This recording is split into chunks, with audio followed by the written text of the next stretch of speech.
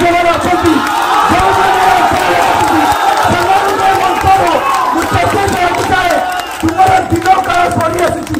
ଦିନ ଗଣିବା ଓଲଟା ଦିନ ଗଣିବା ଆରମ୍ଭ କର। କୋଉଠି ଓଡ଼ିଶାର ଜନସାଧାରଣ ମାନେ ବଙ୍ଗୋପସାଗର ନେଇ ତୁମକୁ ଫିଙ୍ଗି ଦେବେ। ହେ ବିଜୁ ଜନତା ଦଳ ଅହଂକାରୀ ଶାସକ ମୁଁ ବାରମ୍ବାର କହୁଛି ତୁମର ଶାସନ କ୍ଷଣିକ ସମୟ ପାଇଁ ଯଦି ଯଦି କିଛି ସମ୍ମାନ ବଞ୍ଚେଇବାକୁ ଚାହୁଁଛ ତାହେଲେ ସରେଣ୍ଡର କରିଦିଅ।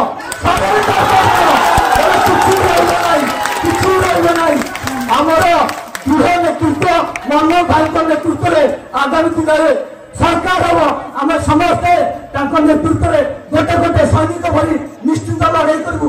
ଆମର ରକ୍ତ ଜୀବନ୍ତ ଉପଚାର ଓଡ଼ିଶାର